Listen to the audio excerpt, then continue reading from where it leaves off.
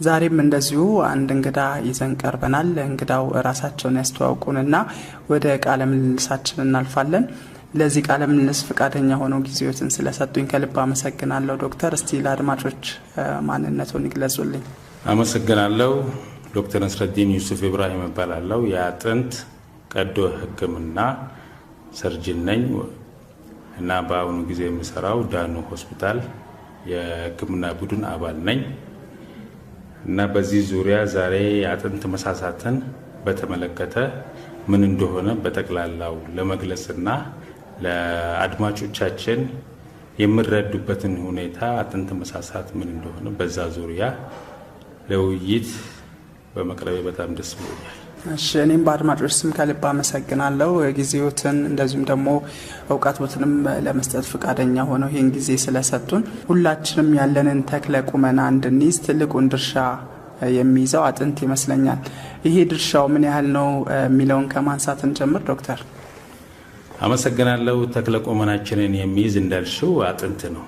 በእውነት አጥንት ባይኖር ኖሮ ልክ እንደ እባብ ተድቦልብለን በአንድ ቦታ እንቀመጣለን ወይም ተንከባለን ነበር የምንሄድ የምንሆነው። በዚህም ምክንያት አጥንት በአጠቃላይ ጠንካራ እንደሆነና በስጋ የተሸፈነ በመሆኑ ይህን ጥንካሬ የሚሰጠው ምንድን ነው? ይህን ጥንካሬ የሚሰጠው የአጥንትን ይዘት ሚነራሎች ናቸው። በአብዛኛው ካልሽየም ሚነራል 99% ካልሽየም ሚነራልን ሲይዝ ቀሪው ፎስፈረስ ነው። በእነዚህ በሁለቱ ሃይፖክሳይድ የሚባል የካልሽየምንና የፎስፈረት አንድ ላይ ጥምር ይህንን አጥንት ጥንካሬ ይሰጠዋል። አጥንታችን በተለይም የእጅና የእግር አካባቢ ወይም ረጃጅም አጥንቶች ላይ ለሶስት እንከፍላቸዋለን። የላይኛው ክፍል፣ የመካከለኛው ክፍል፣ የታችኛው ክፍል። እንደ ቁመታቸው ማለት ነው። አጥንትን ቁመቱ ራሱ ይዞ ርዝመታቸውን ራሱ ይዞ ክፍሎችን ሳሳ የሚል አጥንትና ወይም ቀላል አጥንት የምንለው እና ኮምፓክት አጥንት ጠንካራ ሆኖ መሀል ላይ ያለው ማለት ነው። በዛ መልክ ነው የምንከፍለው። የላይኛውና የታችኛው ቀለል ያለ አጥንት ሆኖ ሰፋ የሚል ሲሆን የመካከለኛው ደግሞ ኮምፓክት ጥቅጥቅ ያለ ሆኖ ጠንካራው አጥንት ክፍላችን ነው። ስለዚህ ወደ በሽታው አሁን ወደ አጥንት መሳሳት የሚለው ጉዳይ ስንመጣ አጥንት መሳሳት በአብዛኛው ጊዜ እነዚህ ጫፎችን ነው የሚያጠቃው። ቀላል የአጥንት ክፍሉን ወይም በእንግሊዝኛ አገላለጽ ትራቢኩላር ኔትወርኩን ነው የሚቀንሰው። በምሳሌ ብናያቸው ዶክተር፣ ቀደም ሲል እንግዲህ እንደገለጹልኝ ዶክተር አጥንት የተሰራው ከፎስፈረስ እና ከካልሽየም ነው።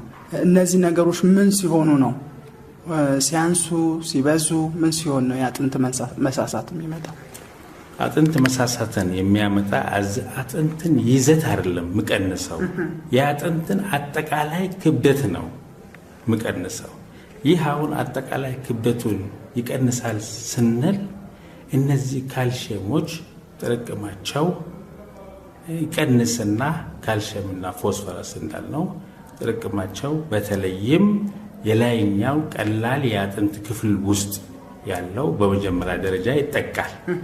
ከዛ ሆኖም ጥቅጥቅ ያለው ክፍል የመካከለኛው ክፍል ደግሞ ቀስ በቀስ ውስጡ እየሳሳ ይመጣል እና የአጥንት ይዘት ሊጨምር ይችላል ወይም ሳይዙ ግን ቀፎነቱ ይጨምራል እና ውስጡ ነው እየተበላ የሚመጣው ቀፎ እና ያ አጥንት ክብደትን ነው የሚቀንሰው። በአጠቃላይ ይዘቱን ግን ስናየው ወይ እኩል እንደ በፊቱ ነው ወይም የጨመረ ነው መሆነው። ግን ይህ የሳሳ አጥንት በቀላሉ ሌላ ጊዜ የሚሸከመውን ክብደት መሸከም ያቅተዋል። እነዚህ አሁን ቀላል አጥንቶች ያልናቸውን ለምሳሌ ማንሳት እንችላለን። አንድ አጥንት ላይ ነው አሁን እነዚህ የገለጽኳቸው። ለምሳሌ ያክል እጅ ላይ ካየን ሁለት አጥንቶች ናቸው ያሉት። አንደኛው ራዲየስ ሲባል ሁለተኛው አልና ነው። ይህ ራዲየስ ላይ ወደ ክንድ ዙሪያ አካባቢ ዝቅ ስንል የምናገኛት አጥንት ሰፋ ብላ ቀላል አጥንት የምንላት እሷ ነች። አሁን በአብዛኛው ትበላና ከውስጧ ካልሸሙ ይቀንስና ቀፎ ትሆናለች። ውስጥ ማለት አሁን መቅኒ ውስጥ ያለው ነው አይደለ? ከመቅኒው ትጀምርና መቅኒውን አይደለም አጥንት በተፈጥሮ ውስጥ መቅኒ አለ። የመቅኒ ክፍል ከመቅኒ ክፍል ቀጥሎ ደግሞ የአጥንት ስሪትን የያዘ አካል አለ። ያ የአጥንት ስሪት የያዘውን አካል ነው ከውስጥ የሚሸረሸረው። ይሳሳል እሱ እና ምን ሆናል? እየሳሳ ሲመጣ የውስጥ ቀፎነቱ ይጨምራል። ያ ቀፎነቱ ሰፊ ቦታ ይኖራል። ከዛ የውጭኛው ስስ የአጥንት ክፍል ብቻ ነች መጨረሻ ላይ የምትቀረው። እዛም ሳይደርስ ነው ለስብራት የሚያጋልጣቸው። ሌላ ጊዜ አሁን እንዳው ሰው አደናቅፎት አንድ ነገር ለመያዝ እንዲህ በሚሞክርበት ጊዜ ሌላ ጊዜ አጥንት መሳሳት ሳይኖር ሲቀር አይሰበርም። ይህ አጥንት መሳሳት ግን ሲኖር ወይም ሲጀምር እቺ አጥንት በቀላሉ ትሰበራለች። አገራችን እጃችን ጋር ያለችው ክንድ ዙሪያ ላይ ያለችው በእንግሊዝኛ አጠራር ኮለስ ነው ወይም ኮለስ ላይ ፍራክቸር እንላታለን። በሬዲዮ ስለሆነ ፕሮግራማችን አድማጮች የበለጠ እንዲረዱት ፈልጌ ነው።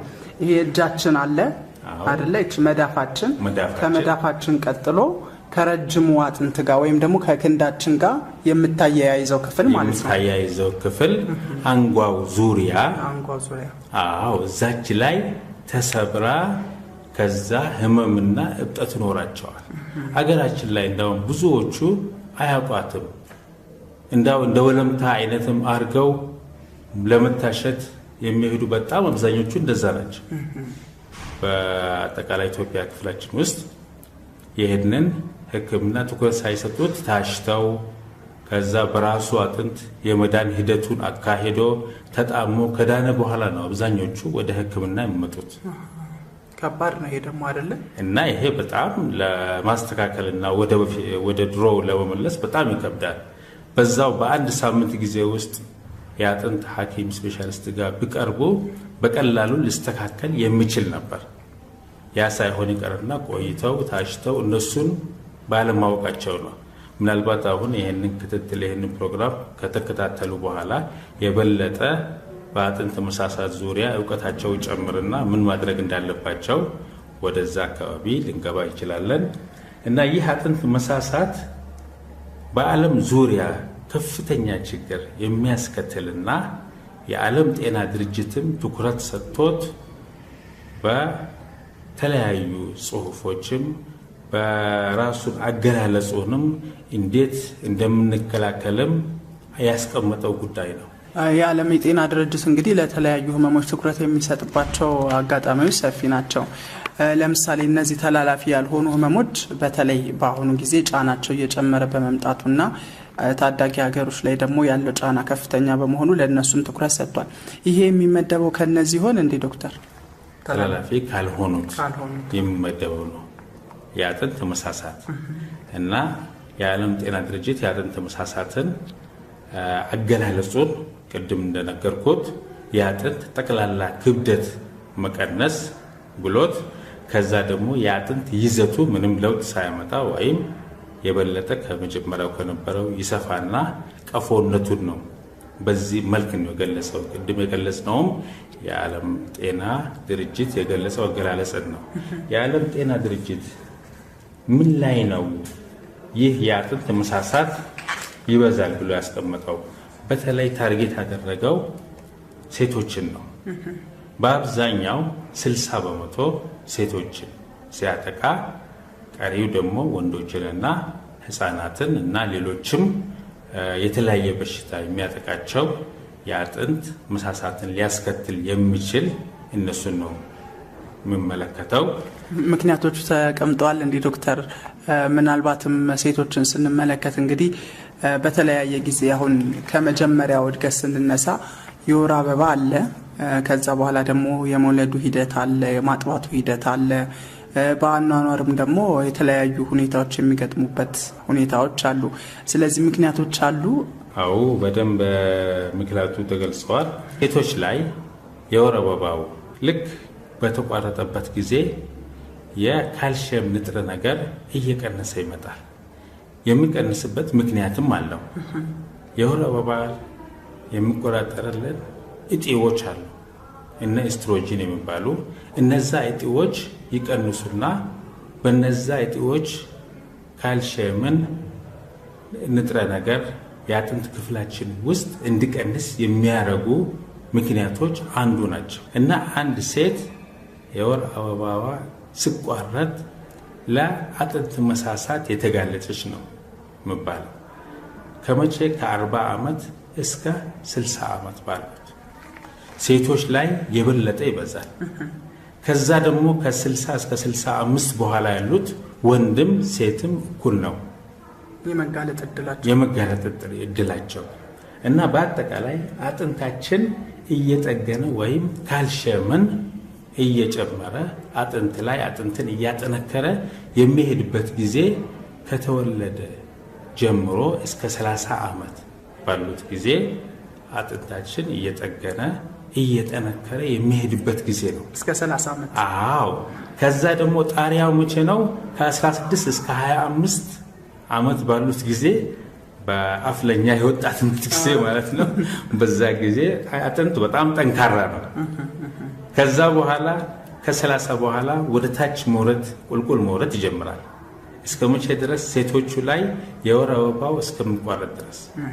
በአብዛኛው አሁን ሴቶች ላይ የወር አበባ የሚቋረጠው ከ40 እስከ 45 ዓመት ባሉት ነው። ሆኖም ግን በተለያየ ምክንያት ለዚህ እድሜ ሳይደርሱ የሚቋረጥባቸውም አሉ። በጣም በጥቂቱ ደግሞ እስከ 50 ሊገፉ የሚችሉ ሴቶች ይኖራል። እንዳናናር ሁኔታችን ነው። በዚህ ጊዜ አሁን ከ40 በኋላ አጥንት መሳሳትን የምናይበት ጊዜ ይሆናል እና አጥንት መሳሳት አሁን ሲጀምር አጠቃላይ አሃዛዊ አገላለጽ ላይ አጥንት መሳሳት ምንድን ነው ጉዳቱ? ምንድን ነው ሰውነታችን ላይ አጥንት ከሳሳ ምንድን ነው የምንሆነው የሚለውን ነገር ስናይ እሱን ከማየታችን በፊት ሙዚቃን ጋብዝ ብዬ ነው። እሺ፣ አመሰግናለሁ። እሺ አድማጮቻችን፣ ጤና ወዴን በሸገር ኤፍኤም 102.1 በመከታተል ላይ ትገኛላችሁ። ቀደም ሲል እንደተከታተላችሁትም ዛሬ ከዶክተር ነስረዲን ጋር ነው ቆይታ እያደረግን ያለ ነው። ማንጠግቦሽ ውብሸት ከዶክተር ነስረዲን ጋር በመሆን የተለያዩ ሀሳቦችን እያነሳሁ እገኛለሁ። ዶክተር ነስረዲን በአጥንት ሕክምና የቀዶ ሕክምና ስፔሻሊስት ናቸው። ቀደም ሲል እንግዲህ እንደተከታተላችሁት አጥንት ምንድነው፣ አጥንት የተሰራባቸው ንጥረ ነገሮች ምንድናቸው፣ ምን ይመስላሉ፣ ከዛ ደግሞ ለዛሬ በዋነኛነት ያነሳ ነው የጤና ርዕሰ ጉዳያችን የአጥንት መሳሳት ነው። እንዴት ይመጣል? የዓለም የጤና ድርጅት ደግሞ ትኩረት ሰጥቶት በዚህ ላይ የተለያዩ ገለጻዎችንም ያደረገበት አጋጣሚ አለ። እሱን ነበር ስትከታተሉ የቆያችሁት። የአጥንት መሳሳት ምን አይነት ችግሮችን ሊፈጥርብን ይችላል? እንደተገለጸው ከወንዶች ይልቅ ሴቶች 60% የሚሆነውን ድርሻ ይይዛሉና ይህም ደግሞ ከአፈጣጠራችን የተነሳ የወር አበባ በሚቆምበት ጊዜ የአጥንት መሳሳቱ እየጨመረ እንደሚመጣ በአጠቃላይም ከ30 ዓመት እድሜ በኋላ የሚጨምርበት አጋጣሚ እንዳለ ነው ዶክተር የገለጹልን። እስቲ በሙዚቃ ፋታ እንውሰድና ደግሞ ተመልሰን ስንገናኝ የአጥንት መሳሳት መጣ ማለት ምን ማለት ነው? ተያይዘው የሚመጡ የጤና ችግሮች ምንድናቸው? እንዴት ይታወቃል? ሕክምናውስ ምን ይመስላል? ለዚህ የሚያጋልጡን ችግሮች ምንድናቸው የሚለውን ደግሞ እንመለከታለን። ከሙዚቃ ግብዣችን ተመልሰናል። በዛሬው የጤና ወዴ ፕሮግራማችን የአጥንት ሕክምና የቀዶ ሕክምና ስፔሻሊስት የሆኑትን ዶክተር ነስረዲንን በመጋበዝ ስለ አጥንት መሳሳት ነው እያነሳን የነበረው። ከሙዚቃ ግብዣችን አስቀድመን ስለ አጥንት ምንድነው፣ ስሪቶቹ ምንድናቸው፣ እንደዚሁም ደግሞ የዓለም የጤና ድርጅት ትኩረት የሰጠበትን አጋጣሚ አንስተን ነበረ። ይሄ የአጥንት መሳሳት ስንል የሚመጣባቸው ሁኔታዎች ወይም ደግሞ ተጋላጭነታችንን የሚጨምሩባቸው ሁኔታዎች ምን ምን እንደሆኑ ማንሳት ይቻላል ዶክተር? አዎ ይቻላል። አጥንት መሳሳት ለምንድን ነው የሚያጋልጠን የሚለውን ካየን አጥንት መሳሳት በአጭሩ ለስብራትን ያጋልጠናል። በሌላ ጊዜ በቀላሉ በወለምታም ይሁን በመውደቅም ይሁን በግጭትም ይሁን አጥንት ሊሰበር የማይችልበትን ሁኔታ ሲኖር ይሄ አጥንት መሳሳት በምንጋለጥበት ጊዜ አጥንታችን በቀላሉ ይሰበራል እና ለዛም ስብራት መከላከል አጥንት መሳሳትን እንዳለብን ካወቅን ለዛም ደግሞ ለመከላከል ዝግጁ እንሆናለን እና ይህ እንዳለ ሆኖ አጥንትን መቀነስ መጠን በመጀመሪያው ባሉት የወር አበባው ቅድም የወር አበባ ሲቋረጥ ብለናል። የወር አበባ ሲቋረጥ አጥንት መሳሳት መጠኑ ምን ያህል ነው በምንልበት ጊዜ ከመጀመሪያ ከ6 እስከ 10 ዓመት ባሉ ጊዜ በጣም በፍጥነት ነው መቀነሰው። ልጅ እያለን ማለት ነው አይደለም። የወር አበባ ከተቋረጠ በኋላ ከ6 እስከ 10 ዓመት የበለጠን በመጀመሪያ 5 ዓመታት ውስጥ አጥንታችን በጣም ይሳሳል። ከ103 ነው የሚገባው ክብደቱ ከ103 በአመት እየቀነሰ ይመጣል። በ103 በመጀመሪያው 5 ዓመታት ስናየው 15% ማለት ነው። በአመት 3% በመጀመሪያው 5 ዓመታት 15% የአጥንት ክብደቱ ይቀንሳል ማለት ነው። ይህ በጣም ከፍተኛ ነው። ከዛ ደግሞ እየቀነሰ ይመጣና ከ10 ዓመት በኋላ ወዴት ነው የሚገባው? ለወንድም ለሴትም እኩል ወደ ሆነው ደረጃ ይገባል። ያም ሲሰላ 3% ማለት ነው። ከ1% በታች 1% 3 ቦታ ከፋፍለናት በ3 ዓመት 1% ነው ሊቀንስ የሚችለው። ይህ አሃዝ ነው። ወንዶችም ሴቶችም ላይ ከ10 ዓመት የወር አበባ ከጠፋ በኋላ 10 ዓመት ቆይተው የሚኖረው አሃዝ ይሄ ነው። እኩል ይሆናል። ከዛ በኋላ በ3 ዓመት 1% ነው የሚቀንሰው። ግን በመጀመሪያው 5 ዓመታት ውስጥ 3% ነው። ተጎድተዋል ሴቶቹ። በጣም ይጎዳሉ በዚህ እና ለዛም ነው ሴቶቹ ላይ በጣም የሚበዛው ይህ ስብራት እና ትኩረትን መስጠት ያለብን ሴቶቹ ላይ በዚህ ከወር አበባ ከተቋረጠ ጊዜ በኋላ ምን ማድረግ እንዳለባቸው ከመለስ ብለን እንገልጸዋለን። በዘር ይመጣል እንዴ ዶክተር? ይሄ ነገር በዘር ይጋለጣሉ። በዘርም አለ።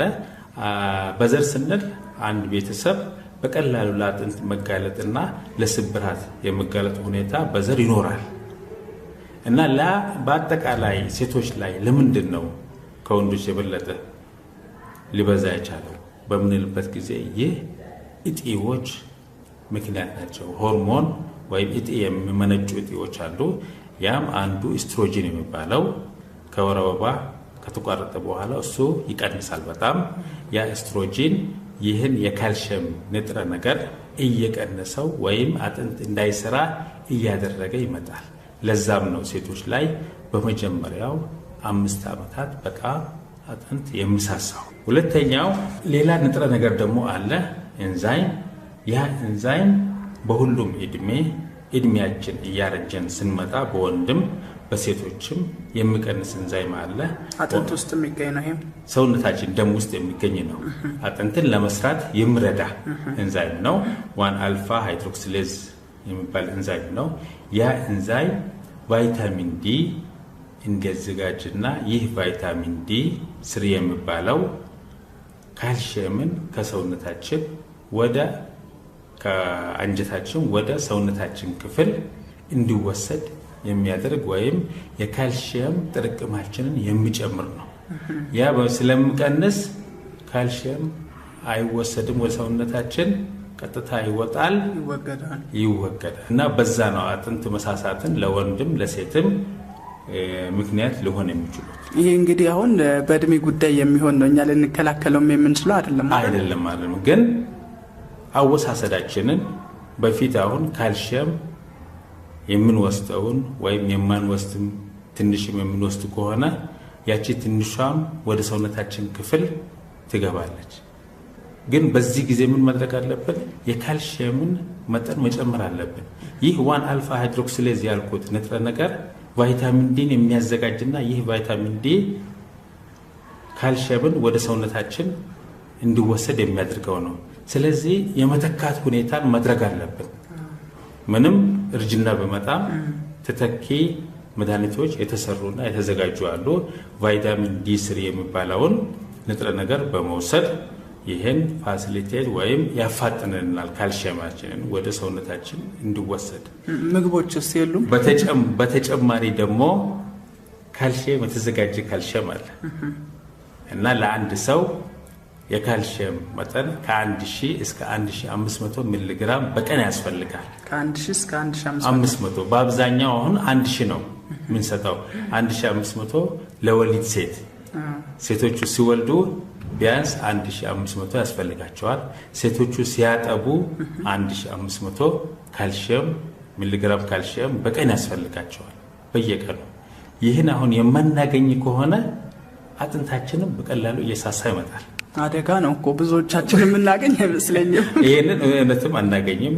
በአብዛኛው ይህንን ለማግኘት በቀን 500 ml ወተት ውስጥ ልናገኝ እንችላለን። አለበለዚያ ወተት የማንወስድ ከሆነ ግማሽ ሊትር ወተት ማለት ነው የማንወስድ ከሆነ ካልሽየም የተዘጋጀ ካልሽየም ፋብሪኬትድ የሆነ አለ፣ በእንክብል መልክም አለ፣ በውሃ ውስጥ ተጨምሮ የሚጠጣም አለ። ያ ካልሽየም በቀን ቢያንስ 1000 ሚሊግራም ማግኘት አለብን። ሌሎች ምግቦች የሉም? እነ አይብ፣ ሌሎች ምግቦችም በአጠቃላይ የወተት ውጤቶች ተዋጽኦች ካልሽየም በብዛት አላቸው። እንዲሁም ሌሎችን አሳም ፎስፈረስ አለው በተጨማሪ አሳ እና ካልሽየም ጭምር። ሌላ የምንወስደው ማሽላም ራሱ ካልሽየም አለው። ሌላ ከምግባችን ከጤፍ እንኳን ፌረስ ነው በአብዛኛው እና ሌሎች ምግቦችም ይኖራሉ። ለምሳሌ ያህል አሁን ሙዝ መውሰድ ማለት ይቀንሳል፣ አጥንትን መሳሳት እንዳይመጣ ቶሎ ያደርጋል፣ ይከላከላል። ሙዝ መውሰድ ሙዝን በጣም ርካሽም ነው። የህብረተሰባችን ክፍል ውስጥ ሊገኝ የሚችል የፍሩት አይነት ነው። ይህ ሙዝ በመውሰድ የአጥንት መሳሳትን ማራዘም ይቻላል ከካልሽየም መውሰድ ውጪ ማለት ነው። ሆኖም ግን ይህ የምናደርገው የአጥንት መሳሳት ከመጀመሩ በፊት ነው። አንድ የአጥንት መሳሳት ከጀመረ ወይም የሴቶች ከወር አበባ ከተቋረጠ በኋላ ወይም ሴቶችና ወንድም ከ65 እድሜ በኋላ ካልሽየም ተጨማሪ ካልሽየም እና ተጨማሪ ቫይታሚን ዲ ማግኘትን ያስፈልጋል። ቫይታሚን ዲ በተጨማሪ አሳ ዘይት ላይም ይገኛል፣ አሳ ምግቦች ላይም ይገኛል። ምናልባትም ይሄ የአጥንት መሳሳትን ህፃናት ገና በህፃንነታቸው ወይም ደግሞ መሄድ ከጀመሩ በኋላ የምናቅበትና የምንለይበት ሁኔታ ይኖር ይሆን እንዴ ዶክተር? አንዳንድ ጥያቄዎች ይቀርቡልናል እና እነዛ ጥያቄዎች ህፃናት ላይ ትኩረት የሰጠ ነው። ህፃናት ከ1 ዓመት እስከ 2 ዓመት ወተት መውሰድ እምቢ ብሎኛል የሚሉ አሉ። ያን እንግዳ ውስጥ መጀመሪያ የህፃናት ስፔሻሊስት ጋር ሄደው የህፃናት ስፔሻሊስትን ማማከር ያስፈልጋል። ሆኖም ግን ለህፃናት ግዴታ ነው ከ1200 እስከ 1000 ሚሊግራም ካልሽየም በየቀኑ ማግኘት አለባቸው። ስለዚህ ወተት የማይወስዱ ከሆነ የህፃናት ስፔሻሊስቱን አማክረው ወተትን ካልሽየም የሚተካው ሁኔታ ሊፈለግ ይችላል። ወይም የማይወስዱበትን የበለጠ የማይወስዱበትን ምክንያት መከታተሉ ነው የሚያስፈልገው እና የግድ እስከዛ ድረስ እንኳን ምክንያቱን እስከሚገኝ ድረስ ካልሽየም የሚያገኙበትን ምክንያት እና ካልሽየምን የሚያገኙበትን በእንክብል ሳይሆን በፈሳሽ መልክ የተዘጋጀ አለ፣ እሱን መስጠትም ሊያስፈልግ ይችላል። ሆኖም ግን ህፃናት ላይ የአጥንት መሳሳት ሊኖር ይችላል ራሱን የቻለ። እነዛ አሁን የአጥንት መሳሳት የተለያዩ አይነቶች አሉ። ከተለያዩ አይነቶች አንዱ ሴቶች የወር አበባቸው ሲቋረጥ የምናየው የአጥንት መሳሳትን ነው። ሁለተኛው ደግሞ በእርጅና ምክንያት ሊከሰት የሚችል የአጥንት መሳሳትን ነው። እነዚህ በመጀመሪያ የአጥንት መሳሳት የምንላቸው አይነቶች ሲሆኑ፣ ሌላው ደግሞ ምክንያት ያለው ወይም ከሌሎች በሽታ ጋር የተገናኘ የአጥንት መሳሳት እንለዋለን። ያ ከሌሎች በሽታዎች ጋር የተገናኘ የአጥንት መሳሳት ለምሳሌ አሁን እንቅርት በሽታ አንዱ ነው። ሌላው ደግሞ ረጅም ጊዜ አለመንቀሳቀስ እንቅስቃሴ አስፈላጊ ነው። እንቅስቃሴ ከሌለ ለምሳሌ ያክል በሌላ ምክንያት ከወገብ በታች ፓራላይዝ የሆኑ ወይም ሽባ የሆኑት የአጥንት መሳሳት በቀላሉ ሊያጋልጣቸው ይችላል። ሌላ ደግሞ የአንጓ ህመም ያላቸው ወይም የሮማቲዝም በሽታ ያላቸው ሮማቶይድ አርትራይቲስ ያላቸው ሰዎች ላይም እንደዚሁ አይነት የአጥንት መሳሳትን ሊያዩ ይችላሉ። እንዲሁም የሱካር በሽታ አብዛኛውን ብዙ ሰዎች የሱካር በሽታ እንዳላቸው ይናገራሉ። ሱካር በሽታ ታይፕ 1 የሚባለው አንደኛው አይነት ለአጥንት መሳሳት ያጋልጣል እና ሌሎቹም እንደዚሁ ካልሲየምን ንጥረ ነገር ወደ ሰውነታችን ክፍል እንዳይገቡ የሚያደርጉት ለአጥንት መሳሳት ሊያጋልጡ ይችላል። ምናልባትም አንዳንድ ጊዜ በአኗኗራችን የተለያዩ መድኃኒቶችን ልንወስድ እንችላለን። የተለያየ ህመም ያለበት ሰው መድኃኒቶችን ወስዶ ለዚህ ተጋላጭ ሊሆን የሚችልበት አጋጣሚ አለ። አዎ ትክክል ነው። መድኃኒት ለረጅም ጊዜ መውሰድ ለአጥንት መሳሳትን ያጋልጣል። አንዱ የምጥል በሽታ መድኃኒት ነው። ያ የምጥል በሽታ መድኃኒት እንግዲያውስ ለረጅም ጊዜ የሚወሰደው ነው። በአብዛኛው ጊዜ ይህንን የሚወስዱ ሰዎች የአጥንት መሳሳትን አጋልጧቸው አጥንታቸው ተሰብሮ ሊሞቱ ይችላሉ እኛ ጋር። ስለዚህ ይህንን ለረጅም ጊዜ የሚወስዱ ይሄ በሽታ ለምጥለውን በሽታ መድኃኒት መውሰድ ግዴታ እስከሆነ ድረስ ያንንን ደግሞ ተከታትለው አጥንት መሳሳታቸውን እንዳያጋልጣቸው ተከታትለን የካልሲየምንና የቫይታሚንን መጨመር መስጠት ሊያስፈልገን ይችላል። ወይም ካልሲየም ብቻውን ልንሰጣቸው ይችላል። ሌላ ሁለተኛ ደግሞ ረጅም ጊዜ አንታሲድ የሚወስዱ እንደዚሁ የተጋለጡ ናቸው። አንታሲድ ስንል አንታሲድ እነዚህ የጋስትሪክ መድኃኒት ተብለው ከይሄ አሉሚኒየም ሃይድሮክሳይድ እና ማግኒዥየም ሃይድሮክሳይድ ለጋስትሪክ መድኃኒትነት የሚጠቀሙባቸው ሽሮፖችም እንክብሎችም አሉ። በጣም ረጅም ጊዜ የሚወስዱ ሰዎች ይኖራሉ እና እነዛ ሰዎችም እንደዚሁ ለአጥንት መሳሳት የተጋለጡ ናቸው። ሌሎች የህመም ሌላ ደግሞ ህመም ማስታገሻ መድኃኒት ሜቶትሮክሴት የሚባለውም እንደዚሁ ለረጅም ጊዜ ከተወሰደ ለአጥንት መሳሳትን ያጋልጣል። ሌላ ደግሞ ስትሮይድ እና ፕሬድኒሶሎንን አንዳንድ ሰዎች አሁን በአስም ዙሪያ ወይም በአለርጂክ ዙሪያ ስትሮይድን ለረጅም ጊዜ የሚወስዱ ሰዎች አሉ። ከ5 ዓመት በላይ ከተወሰደ የስትሮይድ አውቶማቲካሊ 100% ለአጥንት መሳሳት ያጋልጣል። ከዛ በፊት ያለው ሊያጋልጥ ይችላል፣ ግን ክትትል ይደረጋል እና እንዲሁም የአመጋገብ ጸባያችን ማለት ጠጪዎች እና ሲጋራ የሚያጥሱ በቀን ከ15 እስከ 20 ሲጋራ የሚያጭሱ ሰዎች ላይም ይሄ ነገር ሊከሰት ይችላል። እንደዚሁም በየቀኑ የሚጠጡ ጠጪዎች ላይ ማለት ነው የአጥንት መሳሳትን ያጋልጣል እና ሌላው ደግሞ አጥንት ክፍላችንን ሰርስረው የሚገቡ በሽታዎች ለምሳሌ እንደ ነቀርሳ አይነት ካንሰር ያለባቸው እነሱ ለአጥንት መሳሳት ይጋለጣሉ እና ሌላው ደግሞ የተለያዩ ካንሰር አይነቶች አሉ። ሉኪሚያ የሚባል መልቲፕል ማይሎማ የሚባል እነዛ ለአጥንት መሳሳትን ያጋልጣሉ እና ሌላው ለአጥንት መሳሳትን ሊጋለጡ የሚችሉት ለምሳሌ ያክል ስብራት ኖሯቸው በአደጋም ሆነ በኃይለኛ ሌላ አደጋ ላይ ስብራት ተከስቶ እነዛ ለረጅም ጊዜ እንዳይንቀሳቀሱ ይደረጉና ይታሰራሉ። ያ ራሱ ለአጥንት መሳሳትን ያጋልጣል። ራሱ አንዳንድ ጊዜ እንዘናጋለን አይደለ? ስብራት አለ ብለን በተለይ አረጋዊ የሆኑ ሰዎችን እንዳይንቀሳቀሱ ቁጭ እንዲሉ ነው የምናደርጋቸው። ስለዚህ ይሄ በራሱ ሌላ ችግር ያመጣል ማለት ነው። ይህም ራሱ ሌላ ችግር ያስከትላል። አጥንትን ሳስቶ ከመጠገኑ የበለጠ ወደ መሳሳቱ ነው የሚወስደው እና እንቅስቃሴ ለሰውነታችን ለአጥንት መስራት አስፈላጊ ነው። እንቅስቃሴ በጣም ያስፈልጋል። አድማጮቻችን ጤና ወዴን በሸገር ኤፍኤም 102.1 በመከታተል ላይ ትገኛላችሁ። በዛሬው የጤና ወዴ ፕሮግራማችን የአጥንት ሕክምና እንደዚሁም ደግሞ የቀዶ ሕክምና ስፔሻሊስት የሆኑት ዶክተር ነስረዲንን በመጋበዝ የአጥንት መሳሳት ምንድነው፣ እንዴት ይመጣል፣ እንዴት ይታወቃል፣ ለዚህ የሚያጋልጡን ምክንያቶች ምንድናቸው በሚለው ላይ ሙያዊ ማብራሪያቸውን እየሰጡን ይገኛሉ።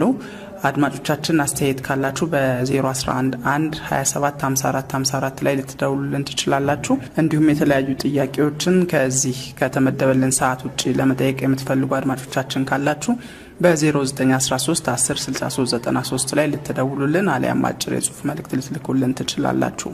እንግዲህ የአጥንት መሳሳት ምንድነው፣ እንዴት ይመጣል፣ በእነማን ላይ ይበዛል የሚለውን ስናነሳ ቆይተናል። ዶክተር ምናልባትም ከሌሎች ሀገሮች ጋር ሲነጻጸር ኢትዮጵያውያን አብዝቶ የሚታየው የአጥንት መሳሳት አይነት የትኛው የሰውነት ክፍላችን ላይ ነው የሚታየው? አሁን የአጥንት ክፍል የትኛውን አጥንት መሳሳት የትኛውን የአጥንት ክፍል ያጋልጣል የምንለውን በምናይበት ጊዜ አብዛኛው ሀገራችን ላይ ሐኪም ጋር ቀርበው ሪፖርት ያገኘነው የትኛውን ነው? የእጅ ዙሪያ አንጓ ላይ ተሰብረው የሚቀርቡት አንድ፣ ሁለተኛው ደግሞ ዳሌ ዙሪያ ላይ እግርን ከዳሌ ጋር የሚያገናኝ አጥንት ወይ ጭንቅላቱን ወይ ጭንቅላት አካባቢ ያለው አጥንት ተሰብሮ መቆም አቅቷቸው መሄድ አቅቷቸው ሽባ አድርጓቸው ቤት ውስጥ የሚያቆያቸው ያ የአጥንት መሳሳት ስብራትን ምክንያት የሚሆኑ ናቸው። ይህ በአብዛኛው ዓለም ጤና ድርጅት የገለጸው የጀርባ አጥንት ስብራት አንደኛ ነው። በእኛ ሀገር በአጠቃላይ በዓለም ላይ እኛ ሀገር ላይ ግን ይህን የጀርባ አጥንት ስብራት እንዳው እንደ ተጨፍልቆ ስለሚሰበር የጀርባ ህመምን ብቻ ነው ምልክት የሚሰጠው እንጂ መሄድ አይከለክለውም። ስራውን መስራት አይከለክለውም። ጎንበስ ቀና ማለት ምክንያቱም 32 ናቸው። 31 አጥንቶች አሉ። ከነዛ 31 አጥንቶች አንድ ወይም ሁለቱ ነው የሚሰበረው። በአብዛኛው መሀል ላይ ያሉት T12 እና T11 L1 የሚባሉ አካባቢዎች ቲቢም ሊያጠቃቸው የሚችል አካባቢዎች ናቸው። አንዱ ከተሰበረ ህመም ነው የሚኖረው እንጂ እንቅስቃሴውን አይከለክለውም፣ መሄድም ይችላል። በዚህ ምክንያት ይህ የጀርባ አጥንት ስብራት ሲኖራቸው አይመጡም ለሕክምና ወይም ቆይተው ነው አያውቁትም ቆይተው ነው የሚመጡት። እንዳው የጀርባ ህመም አለን ብለው ነው እየታሹ ቤት ውስጥ የሚቆዩት። ታዲያ ይሄ ችግሩን ውስብስብ አያደርገውም ዶክተር? ለውጥ አያመጣም። የአጥንት ይሰበራል፣ ራሱን ይጠግናል ተመልሶ ነው። አዎ የክንድ ዙሪያ ላይም እንደዚሁ ተሰብረው ባይታከሙ ብቀር ተጣመው ነው ምድንት እንጂ አይድንም ማለት አይደለም። አጥንት ምን አለው? ራሱን ይጠግናል እና እንደዚሁም ይሳሳል። የሚሳሳውና የሚጠግነው በህይወታችን ውስጥ አለ። የሚጠግነው ሲበዛ አጥንታችን እየጠነከረ ይመጣል። የሚጠግነው የሚሳሳው ደግሞ ከሚጠግነው ሲበዛ አጥንታችን እየሳሳ ይመጣል። በእርጅና የሚመጣ የአጥንት መሳሳት የምንለው ያንን ነው። አጥንትን መበላት ወይም መቀነስ ሲበዛ ነው ከመጠገን እንጂ መጠገንም አለ። አጥንትም ይጠገናል፣ አይቋረጥም። ስለዚህ ያ አጥንት የተሰበረው አጥንት ይጠገናል፣ ተጠግኖ ይድናል፣ ህመሙ ይቀንሳል። ግን በእጅና በእግር ላይ ከሆነ የበለጠ ደግሞ በዳሌ ዙሪያ ያለው አጥንት አንዴ ከተሰበረ እሱ አይጠገንም። አንጓ ውስጥ ስለሆነ አንጓ ውስጥ ነው። የአንጓ ፈሳሽ አለው። ያ የአንጓ ፈሳሽ እንዳይጠገን ያደርገዋል። እንድንንቀሳቀስ የሚያደርገውም ያ ፈሳሽ ነው አይደል? ያ ፈሳሽ ህመም እንዳይኖርና እንዲሽከረከር የሚያደርገው ነው። ያ ፈሳሽ ባለበት አካባቢ አጥንት ስብራት ከተከሰተ አይጠገንም ያ አጥንት። ስለዚህ ምን ይደረግለታል? በቀጥታ በሕክምና ያችን ጭንቅላት አውጥቶ በሌላ በአርቲፊሻል ጭንቅላት ተተክታ እንቅስቃሴ እንዲያደርጉ ይደረጋል። እና አሁን ያ ስብራት በሚከሰትበት ጊዜ መሄድ ይከለክላቸዋል። መሄድ ስለማይችሉ ህመምም ስላላቸው ቤት ውስጥ ነው የሚቆዩት። ቤት ውስጥ ሲቆዩ ደግሞ ባለመንቀሳቀሳቸው የበለጠ የአጥንት መሳሳትን ያጋልጣቸው። ሕክምናውም ግን ከባድ ነው አይደል? በቀዶ ሕክምና ነው ይሄ ነገር የሚስተካከለው። ይህ ነገር በቀዶ ሕክምና ያቺ ክፍል ትወጣና በሌላው በአርቲፊሻል አንጓ አንቀሳቃሽ ጭንቅላት ይተካል። ውድም ነው፣ ጊዜንም የሚወስድ ነው አይደለም? ይህ ትንሽ ይወደዳል፣ ግን ከህይወት የሚበልጥ ነገር የለም። ግን እንደዛ ያለው ስብስብ ደረጃ ከመድረሳችን በፊት አውቀን ባለሙያ ማማከርና ችግሩንም መቀነስ እንችላለን በሚል በደንብ መከላከል ይቻላል። በመከላከል እንዳው 50% ሊከሰት የሚችለው መቀነስ እንችላለን። እና ይህ የምንቀንስበት ምክንያት አካባቢውን አሁን ሊሰበሩ የሚችሉ አካባቢዎችን ካወቅናቸው ለነዛ አካባቢ ምን ማድረግ አለብን? እንዳው ተሰብሮ መሰበር ማለት እንዲሁ በቀላሉ አይደለም። ማለት የጀርባ አጥንት በአብዛኛው ሊሰበር የሚችለው በመኪና መንገጫገጭ ብቻም ራሱ ሊሰበር ይችላል። ተኝተውም እያለ ሊሰበሩ ይችላሉ። እንዳው በር እንከፍታለን ብለው በርም በሚታገሉበት ጊዜ እጃቸውን አላግባብ በማዞር ሊሰበርም ይችላል። ቀላል ኃይል ሊሰበረው ይችላል ማለት ነው። ሌላው የዳሌ አጥንት አካባቢ በእንቅፋት ይወድቁና ዳሌ ዙሪያ ላይ ወድቀው በቀላሉ ይሰበራል። ስለዚህ ያንን ምን ማድረግ አለብን ለመከላከል? እንዳው እንደ አንድ ስፖንጅ፣ ጠንካራ ስፖንጅ ነገር ዳሌ ዙሪያ ላይ በዚህ ዕድሜ ስንደርስ ያንን ካደረገን ከወደቁ እንኳን ያ ይከላከላል። አካሄዳችንን መቀየር። አካሄዳችን እንዴት ነው የምንቀይረው? አዳላጭ የሆኑ ጫማዎችን አለማድረግ፣ ወይም ሲሚንቶ ላይ በቀላሉ ሊያዳልጡን የሚችሉ ውሃ፣ ፈሳሽ፣ ሙዝ፣ ልጣጭ ብዙ ነገሮች አሉ። እነዛን ማስወገድ እና ደረጃ ስንወጣ ደግሞ በጥንቃቄ ደረጃ መውጣት። ሌላ ደግሞ በዚህ ዕድሜ ስንደርስ የአጥንት መሳሳት እንዳለብን ካወቀን በዚህ መልክ ልንከላከል፣ ስብራቱን ነው የምንከላከለው እንጂ ውስጣዊ ይዘታችንን ደግሞ ለማስተካከል መድኃኒቱን መውሰድ የግድ ይላል። ያንን በሕክምናው ላይ እንዴት ነው የምናክመው በሚለው ላይ የበለጠ ማብራሪያ እንሰጥበታለን። አድማጮቻችን ጤና ወዴን በሸገር ኤፍኤም 102.1 በመከታተል ላይ ትገኛላችሁ። በዛሬ የጤና ወዴ ፕሮግራማችን ያነሳነው ርዕሰ ጉዳይ የአጥንት መሳሳትን ነው። የአጥንት ሕክምና እንደዚሁም ደግሞ የቀዶ ሕክምና ስፔሻሊስት የሆኑትን ዶክተር ነስረዲንን በመጋበዝ እሳቸው ሙያዊ ማብራሪያቸውን እየሰጡን ይገኛሉ። ጥያቄ ወይም ማስተያየት ካላችሁ በ0111275454 ወይም ደግሞ በ0913 106393 ላይ ደውላችሁ ወይም አጭር የጽሁፍ መልእክት በመላክ ልትጠይቁ አስተያየቶቻችሁንም ልትሰጡን ትችላላችሁ። አሁን የጠቀስናቸው በሙሉ ማድረግ ያለብን ጥንቃቄ ይኖራል። የአጥንት መሳሳት ካለብን እነዚህን ጥንቃቄዎች በሙሉ የምናደርገው ግን ስለ አጥንት መሳሳት ስናቅ፣ ስንጠይቅ እንደዚሁም ደግሞ ባለሙያ ጋር ቀርበን ያለውን የጤና ጉዳያችንን ስንረዳ ነው። ይህንን ፕሮግራም እየተከታተሉ ያሉ አድማጮች ይህ ችግር አለብን ብለው ቢያስቡ ምንድን ነው ማድረግ ያለባቸው? ዶክተር፣ እድሜ ወሳኝ ነው። የወር አበባ ወሳኝ ነው። ለሴቶች የወር አበባ በሚቋረጥበት ጊዜ ሐኪም ዘንድ ሄደው በመጀመሪያው ከ2 ዓመት እስከ 5 ዓመት ባሉ ጊዜዎች ምን ማድረግ እንዳለባቸው መመካከር ያስፈልጋል። ወይም መድኃኒት እንዲጀምርላቸው ይችላል። አለበለዚያ የሚተካ ሚነራሎችን ቅድም እንዳልኩት ካልሽየምን ሊሰጣቸው ይችላል።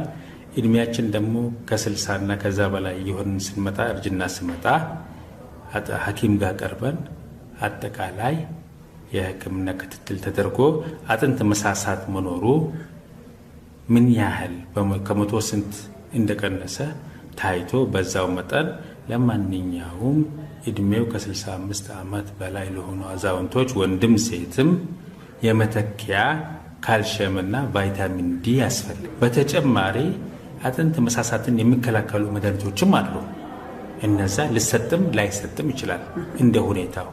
ሌላው ደግሞ የአኗኗር ሁኔታ ካልሽየም ንጥረ ነገርን የሚቀንስ ምግብ የሚበሉ ሰዎች ላይ እነዛ ላይ ሲበዛ እነዛ ደግሞ የአመጋገብ ሁኔታቸውን እንዲቀይሩ ካልሽየም ያለበትን ንጥረ ነገር መመገብ እንዲጀምሩ። ሌላው ደግሞ አልኮሊስት ወይም ጠጪዎች የሆኑት ላይ ጠጭነታቸውን የሚያቋርጡበት ሁኔታ፣ ሲጋራ አጫሶች ደግሞ የሚያቋርጡበት ሁኔታ ወይም የሚቀንሱበት ሁኔታ ተፈልጎ ከሐኪማቸው ጋር መመካከር ያስፈልጋል። ሌሎች በሽታዎች ያሏቸው ለምሳሌ አሁን ካንሰር ኖሯቸው በሰውነታቸው ውስጥ ከተሰራጨ እነዛም ኬሞቴራፒ የሚወስዱትም ጭምር ለዚህ ለአጥንት መሳሳት የተጋለጡ ስለሆነ እነዛም ተጨማሪ ካልሲየም የሚባለው ንጥረ ነገር ቢወስዱ የበለጠ ይመረጣል። እና የዓለም ጤና ድርጅት ሲገልጸው ምንድነው እንዴት ነው ይታወቃል የሚለውን ነገር በምንመጣበት ጊዜ ምርመራ ማድረግ ቅድም ሳንጠቅሰው ያለፍነው በነጭና በጥቁር ብለን እንኳን ብናየው ነጮች ላይ ነው የአጥንት መሳሳት በጣም የሚበዛው ከጥቁሩ የበለጠ። ይህ ለምን እንደሆነ ገና ጠንካሮች ነን ጥቁሮች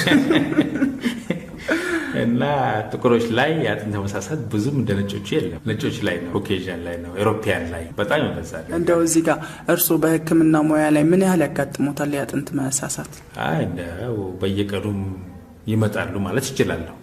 በየቀኑ የተለያዩ ወደ 10% ከምናያቸው የአጥንት መሳሳት አላቸው። በእድሜ ጉዳይ ደግሞ ስናነጻጽረው እድሜያቸው ከ40 ዓመት በላይ ያሉት ወደ 80% የአጥንት መሳሳት አላቸው። ያው እድሜማ አንዱ ፋክተር ነው ስላለ እድሜ ፋክተር ነው፣ እድሜ ወሳኝ ነው። እና በዚህ ምክንያት የአጥንት መሳሳት ብሎ ያስቀመጠው ላይ ስናይ በተጨማሪ በቀላል ሁኔታ አጥንታቸው ከተሰበረ ያ የአጥንት መሳሳትን 100% ያላቸው ናቸው። ስለዚህ ኤክስሬይ ላይ ራጃውን በምናስነሳበት ጊዜ ኤክስሬይ ስናስነሳ አጥንት መሳሳትን ከታየን ማለት የውስጥ ቀፎነቱ ከጨመረ እና የአጥንት ውፍረቱ ራሱ ከቀነሰ ያ ማለት 130% ቀንሷል ማለት ነው እንጂ 30% በታች የቀነሰው በኤክስሬይ ማሽን ሊታይ አይችልም። ከ30% በላይ ሲሆን ነው በኤክስሬይ አደጋለው ከተባባሰ በኋላ ነው የምናውቀው። ከተባባሰ በኋላ ነው በኤክስሬይ የምናውቀው እና 30% ሲደርስ ነው በኤክስሬይ የምናውቀው። ሌላው ሲቲ ስካን፣ በሲቲ ስካንም መጠኑን ተለይቶ እንደዚሁ ከ20 እስከ 30% ባሉት ጊዜ ሊታወቅ ይችላል። ግን ሲቲ ስካን ኃይለኛ ጨረርን ያጋልጣል። እሱ ደግሞ ከባድ ነው። ለዛም ብዙ አንጠቀም። ሌላ ምናልባት በአልትራሳውንድም እንደዚሁ ሊታይ ይችላል፣ ሊጠቀስ ይችላል፣ ሊጠረጠር ይችላል። እና አንድ ሰው የአጥንት መሳሳትን ካጋጠመው ምን ማድረግ አለበት? መደረግ ያለበት ሐኪሙ ጋር ከቀረበ ሐኪሙ ተከታትሎት ማድረግ ያለባቸው ነጥቦች አሉ። አንደኛው ፍጥነቱን መወሰን መቻል አለበት። ማወቅ አለበት። የአጥንት መሳሳት ፍጥነት በምን ያህል ፍጥነት እየሄደ ነው? ቅድም ጠቅሰነዋል። ከወር አበባ በኋላ 3% ብለናል። ከዛ ደግሞ 1% በ3 ዓመት 1% ብለናል። እና ያንን ፍጥነት ሬቱን ወይም መጠኑን ሐኪሙ ማወቅ መቻል አለበት። ሁለተኛው ደግሞ በቀላሉ ለስብራት ይጋለጣል ወይስ አይጋለጥም የሚለውን መገመት መቻል ነው። ለስብራት የሚጋለጥ ከሆነ ያንን መምከር ምን ማድረግ እንዳለበት እና ሶስተኛው ደግሞ ይህ የአጥንት መሳሳት በሌላ ምክንያት ነው ወይስ ራሱን የቻለ ነው የሚለውን ምን ምክንያቶች አሉ። ለምሳሌ ያክል አንድ ሴት ከመጣችና የአጥንት መሳሳትን በራጂው ላይ ከተጠረጠረ የወር አበባዋ አለ ወይስ የለም ያንን ማወቅ ያስፈልጋል። ጸባይዋስ እንዴት ነው? ከጸባይ ጋር ይገናኛል እንዴ? ጸባይ ስንል የምግብ እና አበላል፣ የመጠጥ ለምሳሌ የሚጠጡ ሰዎች ላይ ይሄ ነገር ስለምታይ አልኮል ትወስጃለሽ ወይ የሚለውን ያንን ማለት ነው ጸባይ። ሌላ ደግሞ ታጭሳለሽ ወይ? ማጨስም አንድ ጸባይ ነው። እኔ እኮ ከቁጣ ከንዴት ጋር ላይ ያይዘው ነበር። ሌላው ደግሞ ቤተሰብ ውስጥ በቀላሉ አጥንታቸው የተሰበሩ ሰዎች አሉ ወይስ የለውም? ዘርም አንድ ፋክተር ስላለን እናት፣ አያት እና እህቶች፣ አክስቶች እነዛ አካባቢ እንደዚሁ በቀላሉ የተሰበሩ የእግር አጥንታቸው ዳሌያቸው የተሰበሩ አናኖራቸውስ እንዴት ነው? ቤቷስ እንዴት ነው? የምትኖርበት በጣም የምጥልና አንሸራታች ነው ወይስ አይደለም? ያንን ማወቅ ያስፈልጋል። ጫማ የምታደርገውን ጫማ ማወቅ ያስፈልጋል። እነዚህ እንደው ለአውቶቡስ በምሮጥበት ጊዜ ለሃይገር በምሮጥበት ጊዜ ሁሉ ስብራት ሊያጋልጥ ይችላል እና ብዙ ያጋጥመናል። አሁን ደግሞ መተዛዘኑም እኮ የለም፣ ሁሉም መሮጫ ነው። ያ ነው ሁሉም ምን ልግባ ነው የሚለው። ስለዚህ እነዛን ማወቅ ያስፈልጋል። ጥንቃቄ እንድታደርግ ነው። አሁን ይሄ ሁሉ ነገር የአጥንት መሳሳት ያለበት ሰው ቀድሞ እንዲጠነቀቅ ነው። ሌላው ቀርቶ አቀማመጣችን፣ አተኛኘታችን፣ አቅጣጫችንን ስንቀይር ቁጭ ብለን ተነስተን ተኝተን የሚለውን ነገር በሙሉ እኮ ትኩረት ለመስጠት ማወቅ አለበት። ያስፈልጋል። ሌላ ላቦራቶሪ ላይ የምናያቸው ንጥረ ነገሮችን፣ ኬሚካሎችን ማወቅ ያስፈልጋል። ያ ለበለጠ ለሐኪሙ ይጠቅመዋል። መንስኤው ወዴት ነው የሚለውን ነገር እነዚህን ካወቅን በኋላ ምን ማድረግ አለበት? ሕክምናው ላይ እንመጣለን። ሕክምናው በአጠቃላይ ስብራትን መከላከል መቻል፣ ሁለተኛ ደግሞ ተተኪ ንጥረ ነገሮችን መስጠት ካልሲየምና ቫይታሚን ዲ፣ ሶስተኛው ደግሞ ሊያስፈልግም ይችላል እንደ አስፈላጊነቱ በተለይ ከወር አበባ ከተቋረጠ በኋላ በመጀመሪያው 5 ዓመታት 3% ቅነሳ ስለሚያሳይ በዛ ጊዜ ይህንን መከላከል የግድ ይላል። ሌላ መድኃኒት አለ በእንክብል መልክ የሚወሰድ በዚህ ጊዜ እና ያ መከላከልን ይሰጠናል፣ ይከላከልናል። አጥንታችንን ቢስፎስፎኔት የምንላቸው ማንኛውም ሰው መውሰድ ይችላል ከሐኪም ትእዛዝ ውጭ? እንደ አድማጮች ይጠይቃሉ። አይችልም። ይህንን በወር አበባ ከተቋረጠ ጊዜ በኋላ የሚሰጥ መድኃኒት ነው። ባለሙያ ያስፈልገዋል ለዚህ መድኃኒት እና ለዚህ መድኃኒት የአጥንት ሕክምና ባለሙያዎች ወይም የማህፀንና የፅንስ ሕክምና ባለሙያዎች ይህንን አይተው ሊሰጡ የሚችሉ ነው እና በዚህ ጊዜ የሚሰጥ ነው። ይህን በመስጠት ብቻ በአመት ሊከሰት የሚችለውን ስብራት 50% ይቀንሳል። ግማሽ ለግማሽ ይቀንሳል። እንግዲያውስ አስቢው እነዛ መከላከያዎችን ደግሞ ቢደረግ 100% ልንቀንሰው ነው የአጥንትን መሰበር። ይሄን ማወቁ ለአጥንት መሰበር መጋለጡ 100% መቀነስ ይቻላል። ከዛ ውጪ ደግሞ እድሜያችን እያረጀ ሲመጣ ከ60 እና ከ65 ዓመት በላይ ስንሆን ደግሞ ለሁሉም ለወንድም ለሴትም እኩል ስለሆነ ካልሲየምና ቫይታሚን ዲ ስሪ የሚባለውን መድኃኒቶች ማግኘት አስፈላጊ ነው። ይህ እንግዳውስ ወተት የማይወስዱ አካባቢ ላይ ነው በአብዛኛው አንድ ሰው ወጣት ከሆነ በኋላ ወተት ጋር ያለው ግንኙነት እየተቋረጠ ይመጣል። ልክ ነው። የህፃናት ነው ወተት እንላለን። የህፃናት ነው የሚባለው። ስለዚህ ወተት የሚወስዱ ከሆነ ሊያስፈልግ ይችላል ይሄ ነገር እና ወተት የማይወስዱ ከሆነ ግን መተኪያ ካልሲየም አስፈላጊ ነው። አድማጮቻችን እንግዲህ ወደ ማጠቃለያው ደርሰናል አይደለም? ዛሬ ከዶክተር ነስረዲን ጋር በመሆን ስለ አጥንት መሳሳት ነው ያነሳ ነው። መግቢያችን ላይ የአጥንት መሳሳት እንዴት ይመጣል፣ የአጥንት ስሪቶች ምን ናቸው፣ ለአጥንት መሳሳት የሚያጋልጡ ችግሮች ምንድን ናቸው የሚለውን አንስተን ዛሬ በሁለተኛው ፕሮግራማችን ላይ ደግሞ ወደ ማብቂያው ደርሰናል። ምናልባትም ይህንን ፕሮግራም የሚከታተሉ አድማጮቻችን መሀል ላይ የተነገሩ ነገሮች አሉ። ትልቁ ነገር ማወቅ ነው። ካወቅን በኋላ የሚመጡብንን እያንዳንዳቸውን ችግሮች ቀድመን ስለምናቅ ወደ ጥንቃቄው እንገባለን እና የሚመከሩ ወይም ደግሞ እንደ ማጠቃለያ የሚነገሩ ነገሮችን እናንሳ ዶክተር። በማጠቃለያ ስናይ አንድ ሴት ከወር አበባ በፊትና ከወር አበባ በኋላ ብለን ከፍልም ማየት እንችላለን። ከወር አበባ በፊት ያለውን ነገር የአጥንት መሳሳትን ብንጠራጠር የቫይታሚን ዲ መጠኗን ሰውነቷ ውስጥ ደሟ ውስጥ የሚገኘውን መለካት አስፈላጊ ነው። ያንን ሳንለካ ወደዛ አንመጣም። ቫይታሚን ዲ እጥረት ካለባት ያንን ቫይታሚን ዲ መተካት ያስፈልጋል። ይሄ በምርመራው ነው የሚታወቀው እና ይህ የወር አበባ እያላት ማለት ነው የአጥንት መሳሳቱ ከጀመረ። ግን ከወር አበባ በኋላ ደግሞ የምንለው ነገር አለ። ከወር አበባ በኋላ ደግሞ ሲመጡ ለማንኛውም ሴቶች ካልሲየምና ቫይታሚን ዲ አስፈላጊ ነው። እንዳውም ተተኪ መድኃኒትንም ቢስፎስፎኔት ቅድም ያልኩትን መጀመር ያስፈልጋል።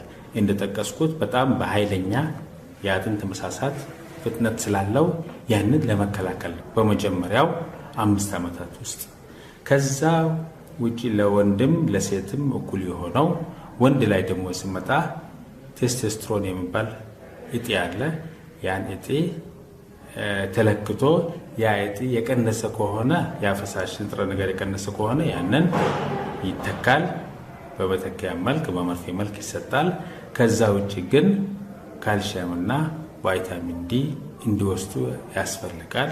እንዳውም ከዚህ ከ40 ዓመት እድሜ በኋላ የቀድም የጠቀስኩትን ሊቀንስ የሚችለው እንደ አልኮል መጠጥ እንደ ሲጋራ አይነት እነዛ በጣም መቀነስ አስፈላጊ ነው እና በአጠቃላይ ይህንን ነው የምንመክረውኛ እና በተለይም የአጥንት መሳሳትን ካጋለጠ ካዩ ወይም ከጠረጠሩ ሐኪም ዘንድ ቀርበው የአጥንት መሳሳት ሁኔታውን ክትትል ማድረጉ ያስፈልጋል። አድማጮቻችን እንግዲህ ከዶክተር ነስረዲን ጋር ያደረግነው ቆይታ ይህንን ይመስል ነበረ፣ ተጠቃሏል። ዶክተር ነስረዲን የአጥንት ሕክምና እንደዚሁም ደግሞ የቀዶ ሕክምና ስፔሻሊስት ናቸው። እሳቸው ውድ ጊዜያቸውን ሰጥተውን ለሰጡን ሙያዊ ማብራሪያ ከልብ ነው የምናመሰግነው። በጤና ወደ አድማጮች ስም ዶክተር ለሰጡን ጊዜ ከልብ አመሰግናለሁ። እኔም አመሰግናለሁ። ህዝቤ የኢትዮጵያ ህዝብ ይህንን ምክር ተጠቅሞ አጥንት መሳሳቱን እውቀት አዳብሮ ለራሱም ለወገኑም የሚሆንበትን መንገድ እና በተግባር እንዲያውለው እጠይቃለሁ። አመሰግናለሁ።